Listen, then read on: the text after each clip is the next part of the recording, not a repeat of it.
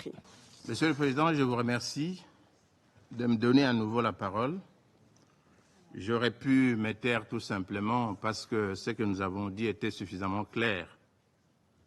Mais devant les élucubrations de mon collègue du Rwanda, je crois que je suis obligé quand même d'y revenir un tout petit peu. Si cette organisation des Nations Unies respectait la charte telle qu'elle a été rédigée en 1945, le Rwanda, qui a envahi le territoire d'un autre pays, ne serait peut-être même pas admis à s'asseoir à côté de nous ici aujourd'hui. Parce que l'objectif des fondateurs de cette organisation, c'était de faire en sorte que la guerre ne revienne plus. Ce pays a envahi le territoire de la République démocratique du Congo. Ils ont leurs troupes sur le territoire de la République démocratique du Congo. Ils tuent au quotidien, ce matin encore à Bukavu. Des centaines de jeunes ont été entraînés vers une direction inconnue.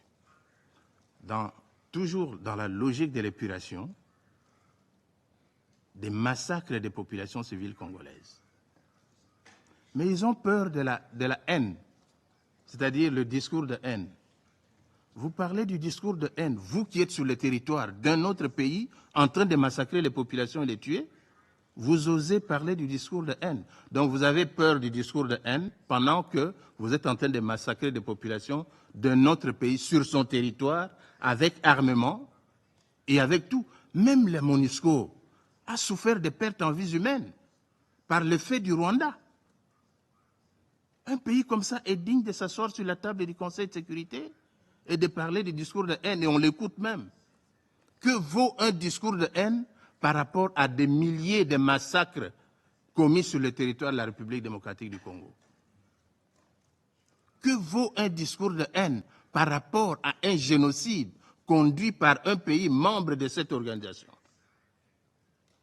Monsieur le Président, il a parlé aussi des FDLR. Mais qui sont les FDLR? Ce sont des Rwandais. Organisez un dialogue inter-rwandais. Discutez entre vous. Vous n'avez même pas de démocratie chez vous. La démocratie n'existe pas au Rwanda. Tous les opposants rwandais sont en dehors du Rwanda. Quand ils sont à l'intérieur, ils sont tués et assassinés. Au Congo, nos opposants sont au Congo. Nous discutons. Nous avons la démocratie, même si on ne peut pas la comparer à la démocratie occidentale.